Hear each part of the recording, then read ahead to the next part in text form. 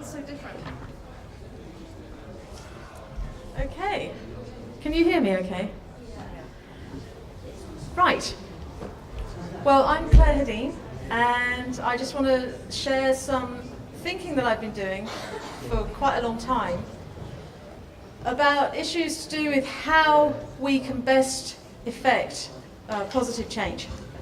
And one of the things that I've noticed is that it works best when we see ourselves as part of that change, and from pointing at other people and saying, oh, if only they would do this different or that different, or they're getting it wrong.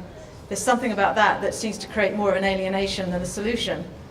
And my interest is in our own sort of spiritual consciousness, our evolution from that perspective. So for me, the idea is if we can tie those two elements together, then you kind of end up with a win-win. So I've created some slides to kind of help keep me on track, otherwise I could sort of go off at tangents, which isn't such a bad thing either. But can you see those all right? Yeah. So let's see what I've got first. Right, so one of the most interesting things or exciting things that I've come across is that feeling where you realise, just literally from within yourself, that there's something actually kind of big happening, both in you and perhaps even in your environment around you.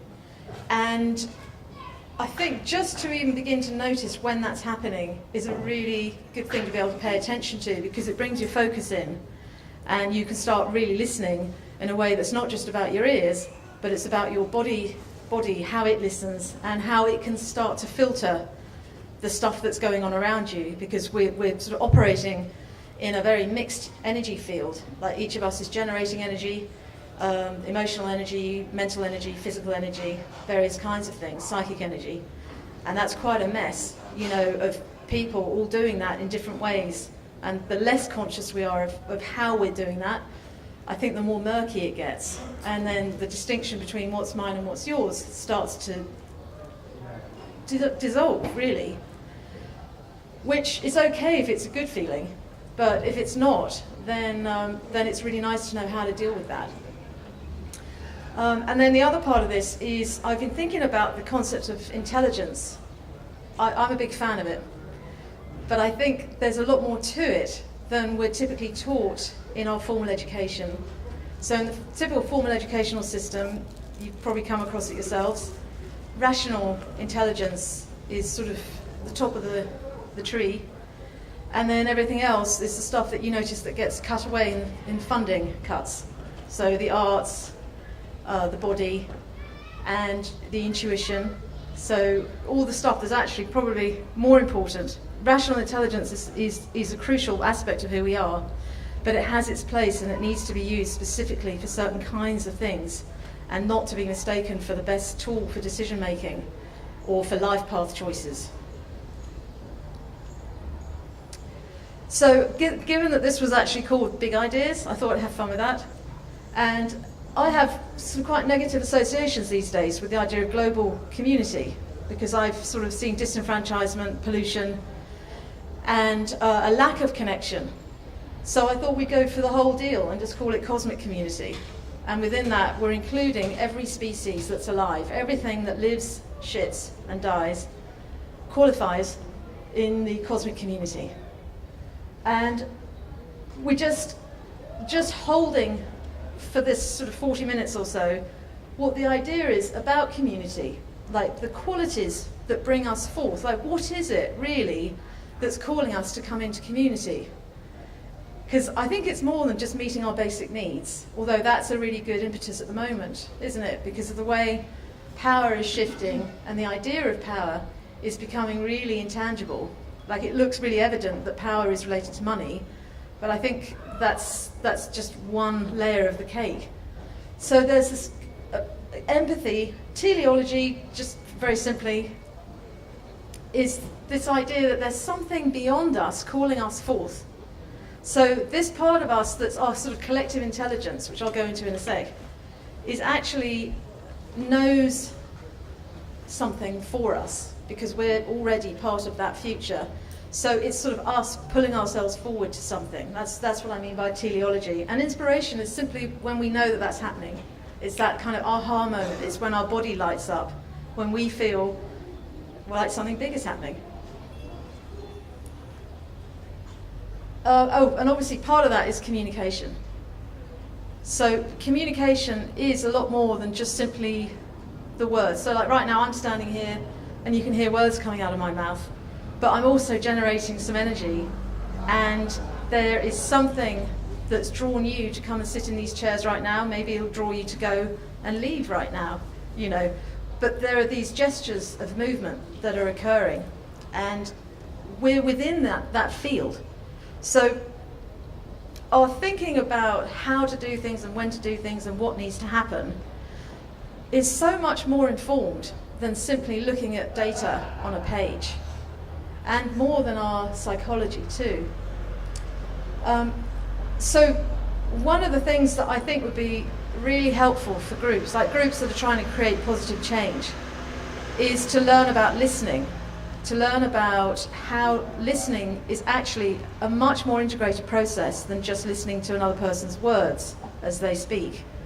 So when you listen with your heart, when you listen with your body, you become the environment and you're no longer distinct from it. And once you are an environment, then it's very hard to do yourself harm or to make choices that would do the environment harm. So there's something about finding our place, which is what I think of when I think of deep ecology, like having a knowledge, like a really deep knowledge of who we are, that doesn't have to be based in intellect, but it can be helped by some of it. So how I listen will influence who I meet.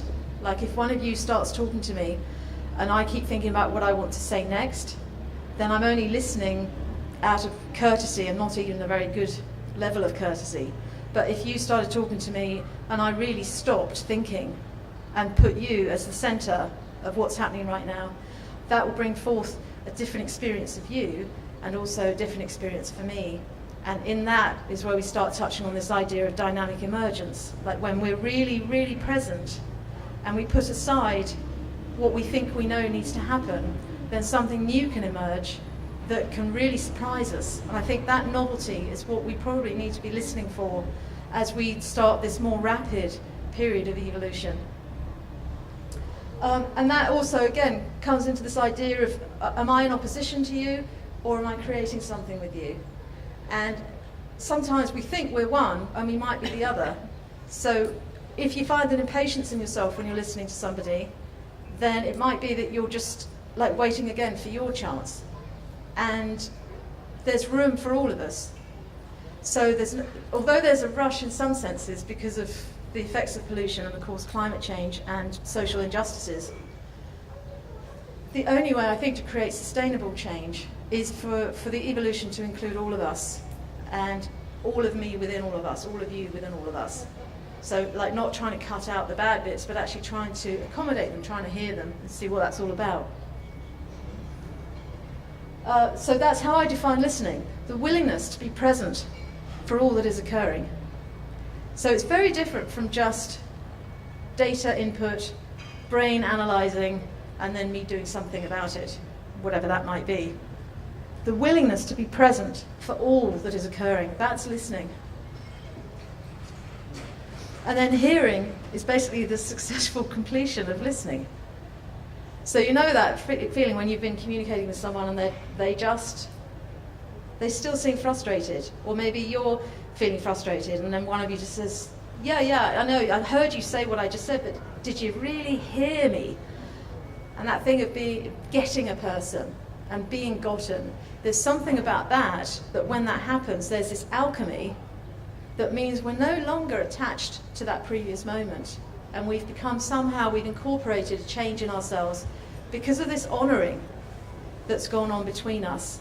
And it's that simple, basically, just good listening.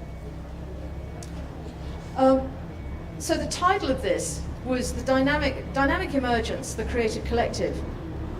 The reason I think it's exciting, this idea of dynamic emergence, is because we are creative.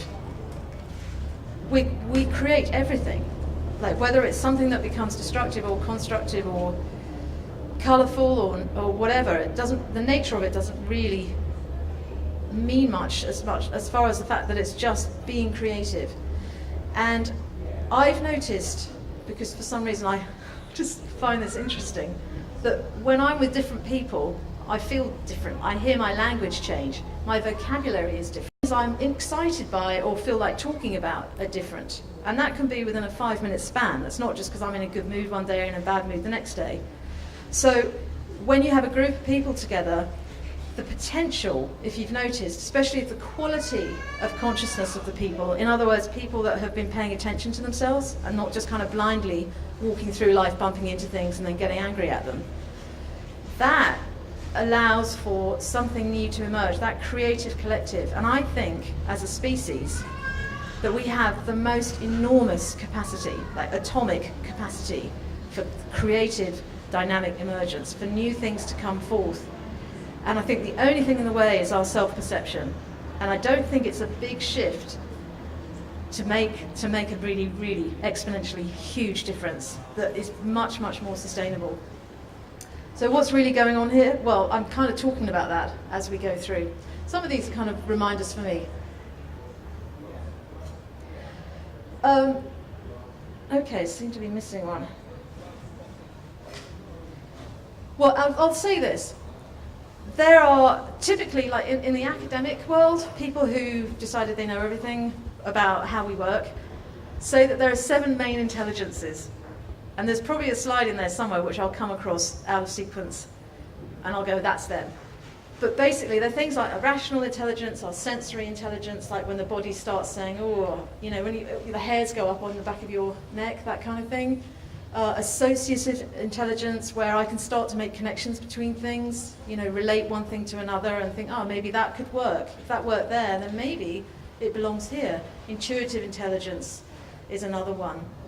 And then just basic pattern, which is kind of where you notice how things work, you recognize that, you know, the brain, everyone thinks that the brain just likes to know how things work.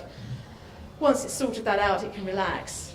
So, but I'm adding a couple, as if 7 wasn't enough, because I think these are the 2 that are missing in the sort of greater collective intelligence, in terms of, they're not missing because they are actually there, but they're missing in terms of being accounted for and recognized and taken seriously. And that is ancestral intelligence and nature intelligence. So they're probably fairly self-explanatory, but as far as ancestral intelligence goes, if you think about it, even if someone has passed, like died, you can still communicate with them. You can still get advice from them. Even to the extent that if you have an issue with something and you wish you could talk to that particular person, and have you noticed how if you tune into that person, that you start to get the answers that they would have given you, like you start to think like them. And I think ancestral consciousness obviously can do a lot for us in terms of what we can learn from areas of reality that are not locked in to the dimensions that we're locked into, which have an impact on how we can see things and how we can conceive of moving forward. And of course, just the element of honouring all the ancestors. And then nature, I've studied music a lot, like the sort of the metaphysical structures of music as well as the spiritual experience of music. And nature and music have a lot in common. There's all this extraordinary geometric patterning, and it's considered sacred geometry, and it repeats through the human body also.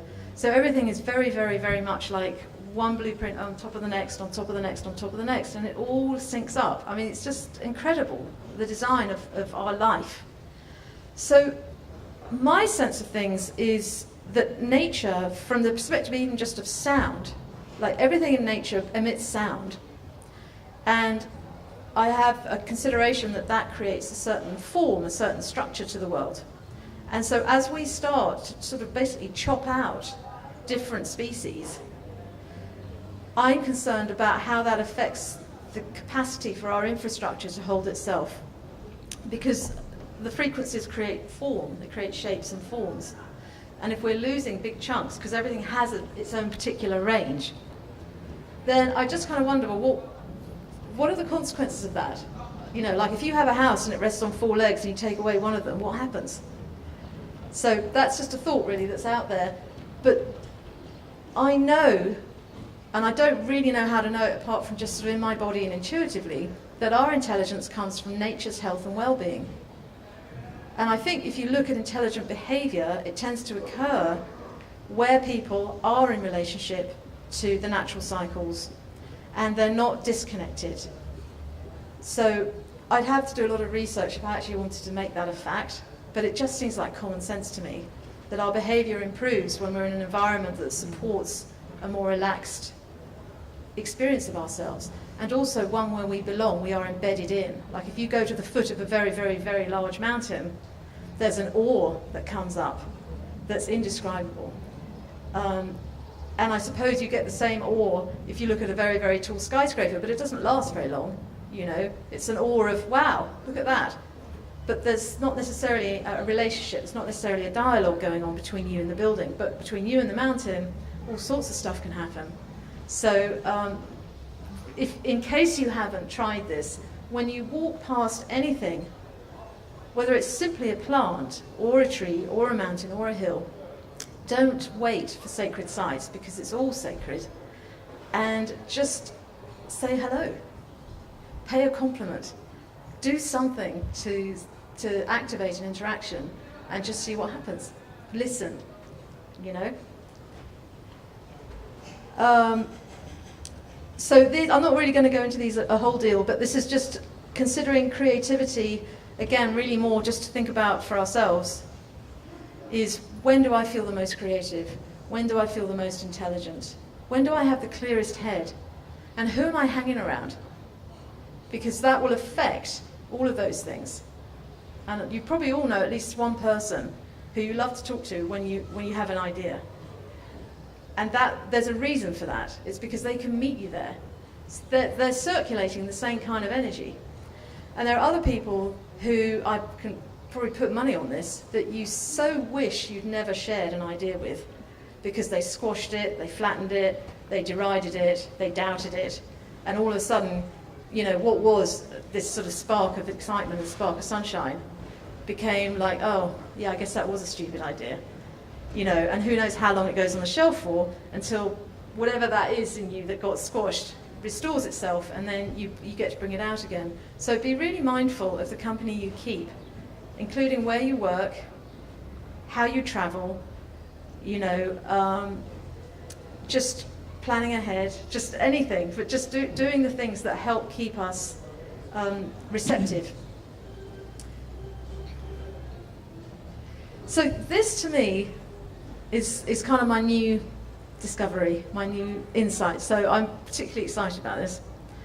And it's a consideration of pollution. So when we think of corporate pollution, that's easy, isn't it? Because we just think of manufacturing and waste products that are toxic. And I came up with an actual definition of it, which was that corporate pollution is when a large body of people serves one ideal that is not holistic in nature. All that means is that it's not mutually reciprocal. So a lot of corporations do that. Obviously not all of them. Corporations doesn't equal evil, but it's easy to think it does. So I've had to remind myself of that at times. But I think where they fall over is when the thinking is so polarized to one exceptional target that it does not consider its relationship to the rest of the environment, the total environment, not just nature. So that's how I'm thinking of corporate pollution. But the thing we never talk about is personal pollution. And I think this is a really exciting aspect of reality to consider. And within that, there's our emotional bodies and our mental bodies. So just to help me kind of be clear about this, I decided that emotional pollution in this moment, I could call it that I'm doing emotional pollution when my own personal agenda, conscious or otherwise, quite often it's not conscious, poisons my social environment. In other words, thinking about things like the riots in London recently, and the looting in particular. And then another is alienating co-workers who all believe in a socially just world. So it's very ironic that you could work in an organisation that really cares about the environment, but yet it spreads a sort of toxic relationship within the people who work there, because they don't really know how to listen, how to respect and honour, and do all those things that they want to see happening outside in the world. And then mental pollution is when I'm failing to see the positive that's possible through basically hard work and commitment. So when I somehow give up because of some kind of devolving belief system, in other words, oh, I can't do this, oh, what's the point, it won't work, it won't make a difference, it's too small, I never succeed, like any of those kind of mental scripts, that's our own mental pollution. And if we have that going on, we're quite likely to be projecting it out as well. And then worse still, I would say, is when I inflict that, which is going on inside me, onto someone else's passions. So just being mindful of that. Being supportive doesn't mean you have to be unrealistic, but there's a way to frame things when you're hearing someone share something they're really excited about that can actually allow it to evolve into something that you can recognise as having really sustainable value. So just being patient with the process of whatever's emerging. Again, there we go, integrity, honour, respect. So I feel like I'm reading through the Bible here, but just these are such basic things. Like I know somebody, for instance, who has such a great vision for a huge sort of planet-based cafe, like something that creates community, recognisable all over the world. And he owes a ton on taxes.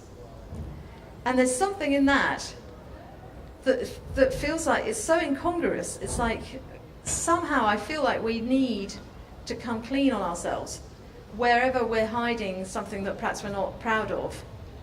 And we don't have to do it all publicly, like in some big display, but somehow become more accountable to ourselves so that we're acting with integrity. Because who are we, let's face it, to ask corporations to be perfect when we're actually basically doing the same thing, but just on an individual basis and not as a collective.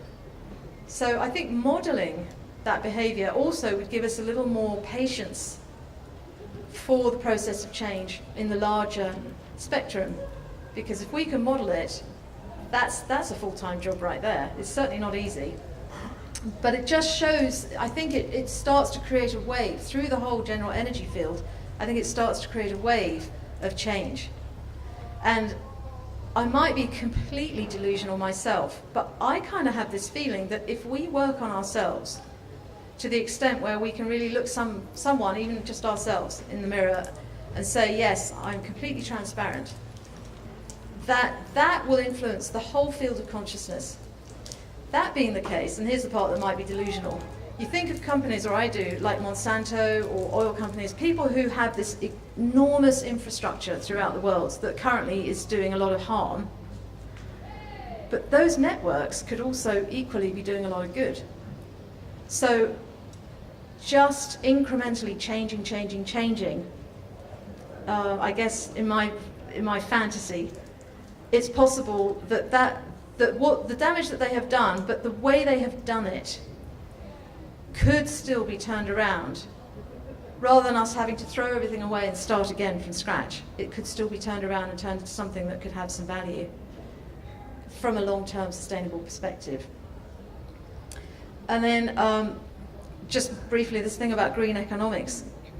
One of the issues, I teach a class at a university in San Francisco on to business majors. They're studying management. And they sort of frighten me because they're about to go out into the world and they don't really know anything to do with the stuff that we've all been studying here and have been studying for most of our lives. Probably at some point it began. And they don't really know that there is an interdependent universe, or that there is pollution, or unethical practices. So one of the things we explored this summer when I was over there teaching was just reconsidering this idea of growth, because of course from a business perspective, growth is typically seen as profit, like increasing your profit margin, so that's money, and making the shareholders happy. And the other part of it is just physically getting bigger, so kind of popping up everywhere like a cancer, just randomly appearing all over the planet. So that's linked to a whole paradigm, which I won't go into in detail, called post-conquest. You know the film Avatar? Has anyone seen Avatar? that's basically a battle between post-conquest and pre-conquest. So pre is more indigenous type of living, where people are communicating in ways that go beyond just language. Whereas post is power over, dominion over, I'm going to eat this and then call it mine. So that to me is growth as a cancer. But then if our natural impulse, like a tree, like anything that's alive, is to grow, then there's a point at which that growth needs to be steered in a direction that can still maintain a positive impact. Rather than just saying, well, we should stop growing. If that's not natural to stop growing, then there must be a way that we can use the nature of ourselves as people that grow, or life itself that grows, to some kind of positive effect. So, for instance, if a company starts to make really good profit, we could have an infrastructure that says at a certain point we cap that profit, and then excess profit beyond that gets fed back into community. So I think there are ways to develop capitalism where you actually do have a cap on the profit margin, and then it can become lateral. The growth can become something that benefits everybody. So I just want to shove this one in here, because this is basically, I think, what it boils down to. Is a lot of words, but I think the most important thing we can have for ourselves and generate around us is sacred intelligence. And obviously I've got a definition up there that I've sort of decided that feels right for now. But it is about an emerging understanding of who we are and of what everything is, so that our lives can become reciprocal with nature, that our emotional balance becomes influenced by nature, and that we just understand that we have a really lucky opportunity to be here at all. Like, we have breath, we can think, we can sing, we can dance, and yes, we can fight. But I think that's a really low level of communication. It is communication, most definitely, but it's not one that creates something new. And so that to me feels kind of unimaginative and not particularly sacred. But when we hold things as sacred, including ourselves, the way we meet everything changes. So I think I think that's it for now. So that's the general idea. I'm just really looking to find some ideas that will be useful, because I see loads of organisations that want to do positive things, and I can't work in all of them.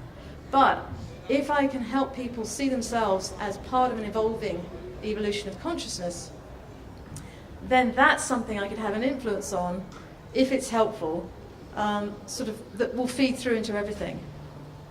So it's a matter of changing our perspective just a tiny bit, or incorporating something into our perspective. So there you go, that's it for now.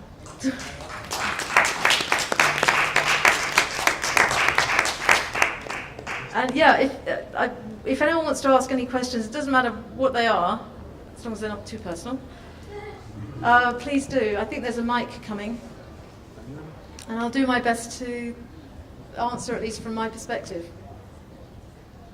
I just really like the way that you intone how, like, as a tree. When you said that whole thing about how we should just go with, like, what nature does. So a tree is there and decides to shed a leaf. And so it doesn't have any secondary thought about, oh, should I do it now or should I do it then? It just does it because that's what it's being told from within itself. And I think we as human beings need to start doing that, like, just, going that way, because that's... Am I making any sense? I think so. So I think what I'm hearing you say is that if we look at the model of how nature behaves and how it works, and how yes, it and how it works, functions, then, and if we follow that, then that we'll be more in sync. Yeah. Like we can learn something. Yeah, and then we can just, then we can just be with each other more, more instinctively. Yeah. In a sense, I truly like that. Thank you. Thought. It's fun for me to hear feedback, because sometimes I don't realise how something I've said has been received. So I didn't even realise I'd said it quite like that. But so it's interesting. Yeah, exactly. I just find now, wow, that's a really powerful thing to harness within Yeah, ourselves. yeah. It could spark off a load of other. Yeah, I appreciate that. Thank you. Yeah, Claire, just following on from that, from your point, which was a lovely point. It also depends on the way that you perceive nature. And Right. it strikes me that in order to be able to enter that kind of consciousness that you're talking about, we have to somehow surrender our attachment to the human. The sort of anthropocentric dominator paradigm that insists that we can somehow know nature as a whole entity. You know, even saying that the planet itself, even talking about the planet, we run the risk of talking about it as something separate from ourselves, rather than us actually having to surrender the most fundamental thing, which is our own human perspective, to enter that of a tree or an animal or Right.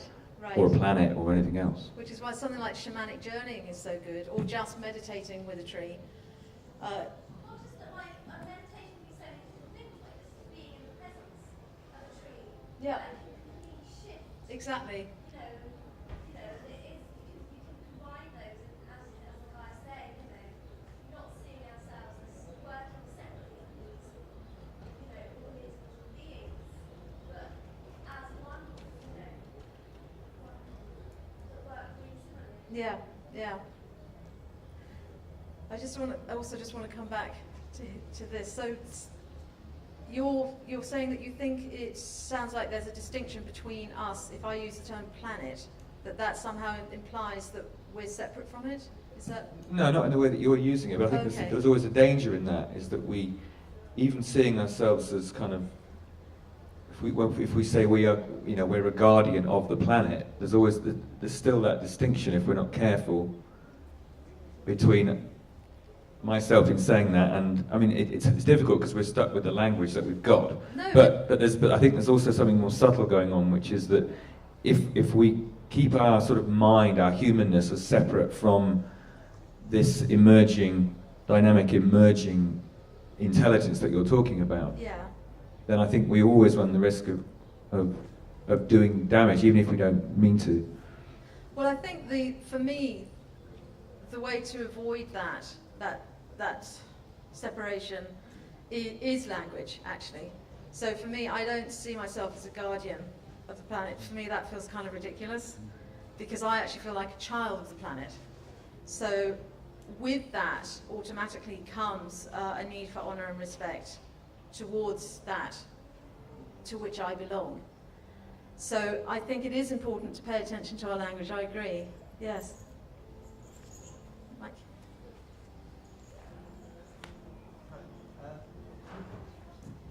I think that the reason that we feel, well, I think that Mark's hit on the head when he talks about alienation, the alienation that people suffer from each other and Yes. from everything becomes a commodity and has a use value I know. to make a profit. And to me, the fundamental shift is when you move away from an organised system which, basically capitalism, which looks at everything as having is commodified, fetishized, and it's the process of moving away from that ideology, because that ideology is so all pervasive that people do not realise actually how much it psychologically impacts on people. And then straight away you're created a separateness from it through the production process, through the exchange process, and this. And I don't, when you were talking about, change, I don't think you can change capitalism for better, and I don't think you can have a limit on growth, because if you have a limit on growth of capitalism, it's not capitalism. Right, so you it can't has to have be something new. Yeah, that's Yeah. communism, really. I mean, or Well, no, to anarchist. me that's another extreme. I'm a Libran. I'm all about finding that middle road. I don't think you can have a No. middle road with I don't think there is a middle road with capitalism, because the dynamic is a dynamic. You either have it or you don't. I mean, you can't have something which is only got a little bit of growth or has a profit dynamic, you have to replace that, otherwise it's still the same. If you have a cap on it, it's not capitalism anymore, for But example. what if, I'm not talking about limiting growth from the perspective of profit, although I think that would be nice, but just profit after a certain point goes off to feed communities. Not feed literally with food, but in every sense of the word. But then that wouldn't be capitalism. Well, I don't mind it having a new name. Yeah, That's- it would be it's something else. semantic. Yeah.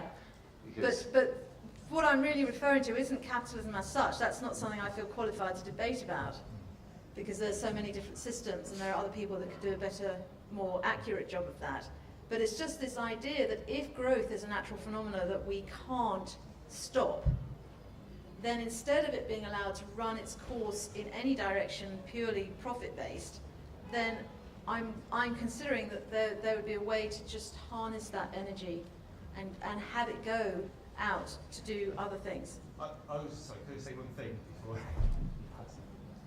I would argue that economic growth isn't natural, and it's a man-made creation. I mean, economic growth and growth in the context you're talking, I think, are very different things. And I think economic growth is something which is just the dynamic of what's gone on. I mean, that's benefited a very small elite of people to enable them to have huge power and control over resources and huge amounts of, well, whatever, society, to bring in laws and develop in that way. I think you can have different types of growth, but I don't think in terms of economic growth, it's not natural. Economics is not natural. They make out that the economic system is a natural occurring thing. It's not. It's an ideology.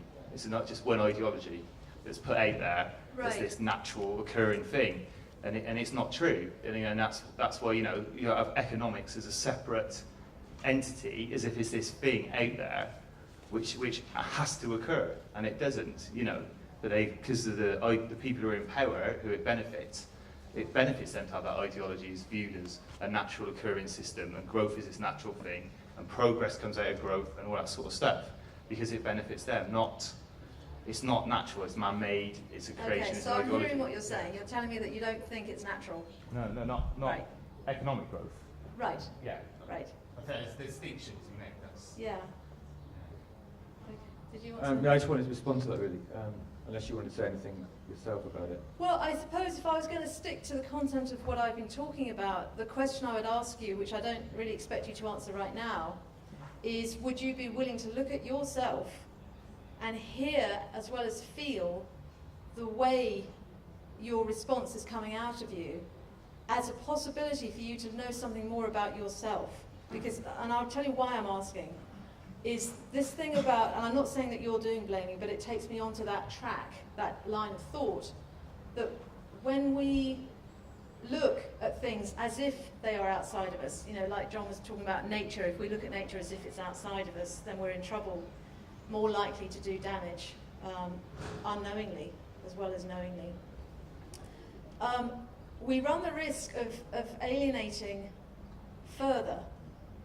So although it's important to do an analysis of how things are working, in terms of economic structure, what I feel drawn to understand better is how each of us comes towards that discussion.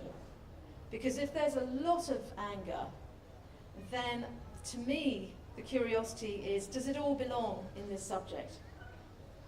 And so just weeding out stuff. So at a risk of sounding incredibly corny, like if you were a garden, are you clearing your garden well enough so that when you look outside at everyone else's garden, you could actually give them advice or have empathy or compassion or somehow meet them in a way that you're not now experiencing any turbulence around the thinking? Does that make sense? That was a lot of words. But all I'm saying is that we are that which we see.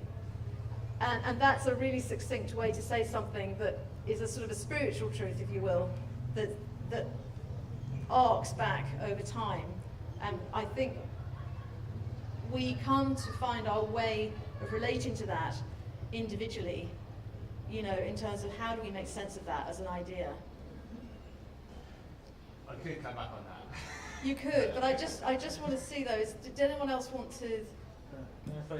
Well, there's a lady over in the back. Could you possibly share the mic? I just want to let other people come in. I also want to be mindful of time. Where are we at with time? 25 past. I actually don't really know what that means in terms of where I'm meant to finish. 5 minutes. Oh, okay, thank you.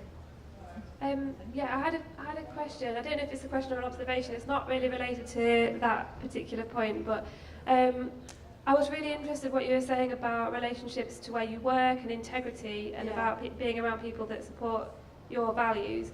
And this year I've seemed to have come across loads of clashes with institutions, either a college or a workplace, you know, coming up against different ideologies and having either to clash with that and take myself out of it. And I'm a real visionary. I have loads of ideas, and people are always saying, oh, you need to build a team around you, you need to build people.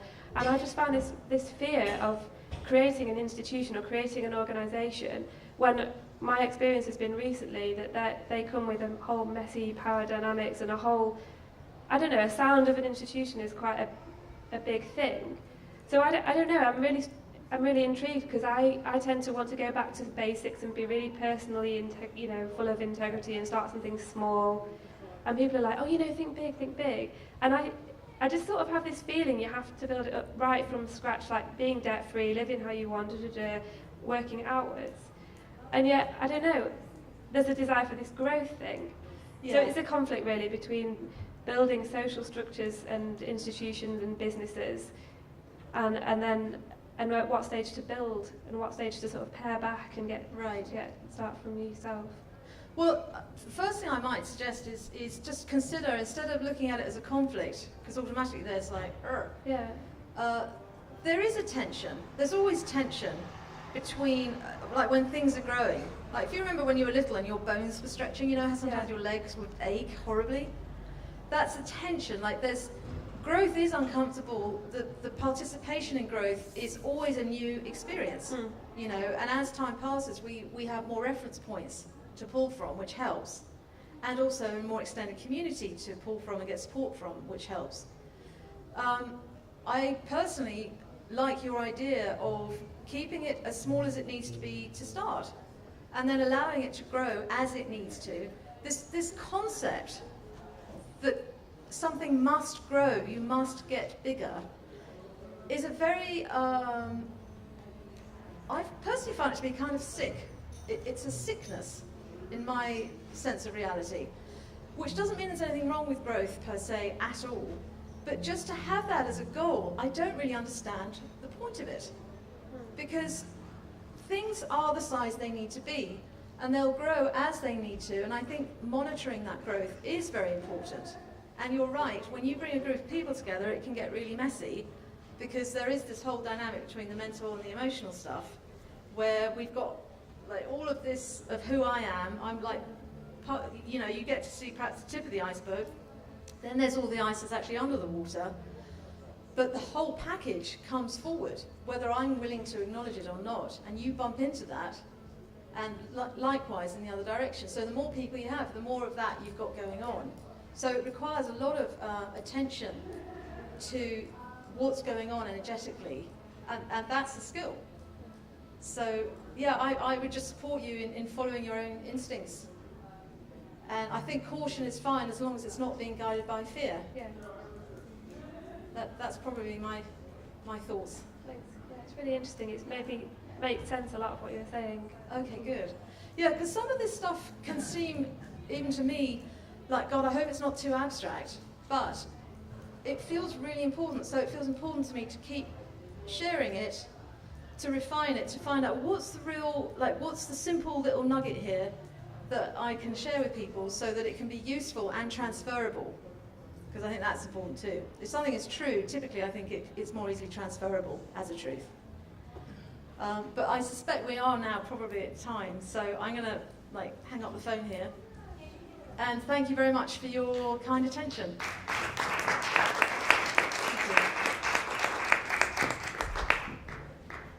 There's a mailing list if anyone wants to stay in touch.